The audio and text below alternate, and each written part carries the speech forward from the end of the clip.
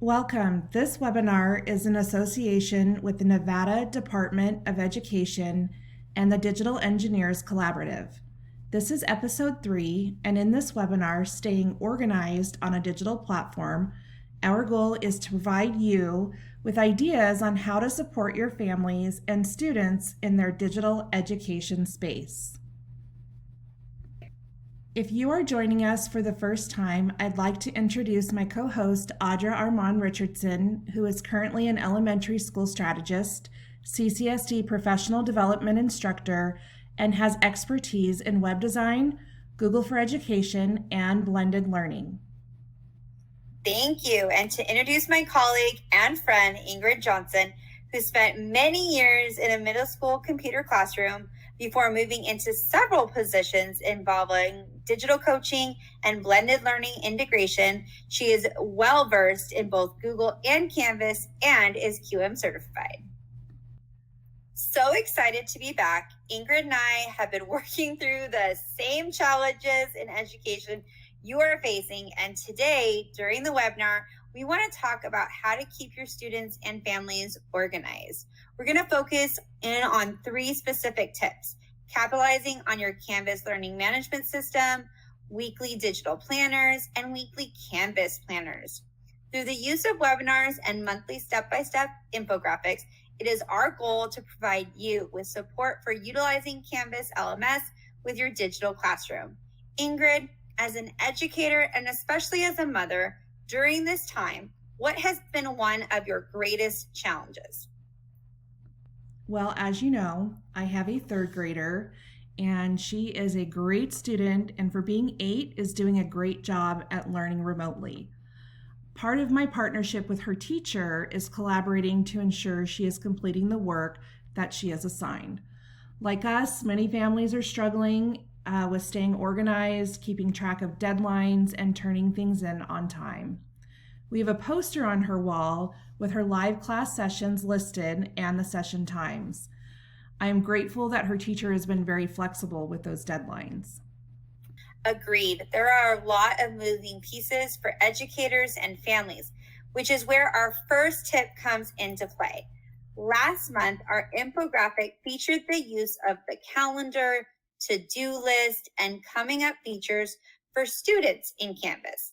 This month, we want to feature the parent side of Canvas. If your district has enabled Parent Observer accounts, a banner will appear on your district sign-on page. Families will need to create an account and then generate a pairing code from their child's account. Parents will be able to view all the instructional pages and assignments, as well as student grades. We will not cover all the steps of creating an Observer account in this webinar, but don't worry, we have a whole list of links for you on how to create a Parent Observer account. I love those tools as a digital educator and as a parent. However, we need to also address that not all families may want to create or use an Observer account in Canvas. So we want to suggest an oldie but goodie for tip number 2, and that is an old-fashioned parent newsletter, or for these purposes, planner. Educators can take the time to create a list of assignments for the week. Share the focus questions of the week. This way, when a parent asks, "What did you learn at school today?" and their child says, "I don't know," parents are empowered to ask probing questions. This strengthens the partnership between the teacher and families. I love this strategy because everything is in one place. Can you share a little more about the digital planners you have created and how educators can create these for their families? Absolutely. It is not unlike the weekly agendas you have had your students complete in a face-to-face setting. The first agenda is intended for a hybrid setting, but could also be used in a full virtual classroom. List assignments for A days and B days, or synchronous and asynchronous. The second agenda is intended for secondary and allows students to note assignments for each period, as well as reminders in the notes column. Now, we talked a lot about this. Would you recommend an educator complete these agendas each week, or would you recommend providing a template for students to fill out each week? I can see this being used either way, depending on the age of your students. But as a parent, I would appreciate the planner being sent to me each week in an email or your parent notification system, such as Remind or Class Dojo. My daughter's teacher sends our list filled out. Then my daughter interacts with it during the week. I print it for her and she marks assignments off as she turns them in. This is a great idea and resource. And can I just say, it is also super cute. As an elementary teacher, I am just a sucker for anything cute. And I like the idea of returning to something we've used before. I can picture myself planning my lesson plans for the week and creating my Canvas pages, and I would have this template open on another tab for me to be completing simultaneously. I really like the idea of completing this planner as you were planning, but this brings up a point we should cover. What if you are a departmentalized model? What do you suggest?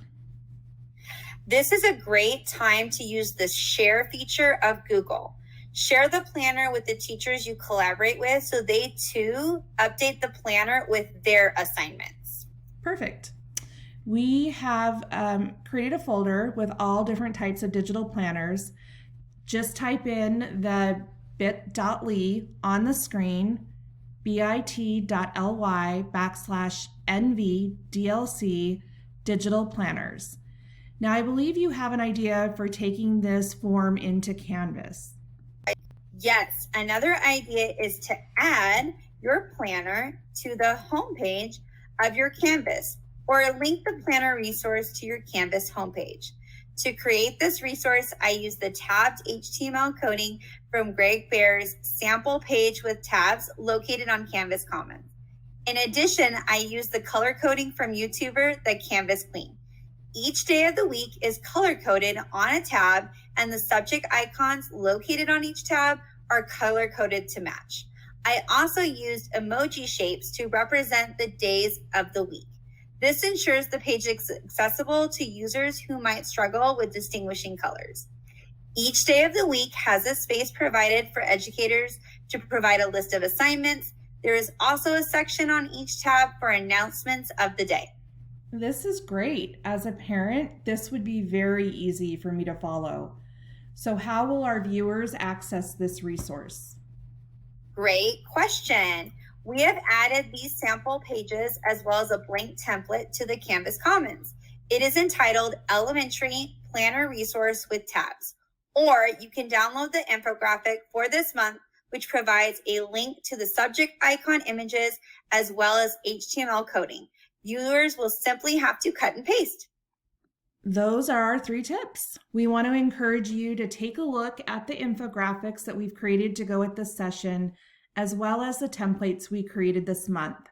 If you have questions concerning content, please reach out to us at our email addresses, aaRmanRichardson.nvdlc@gmail.com or ijohnson.nvdlc@gmail.com.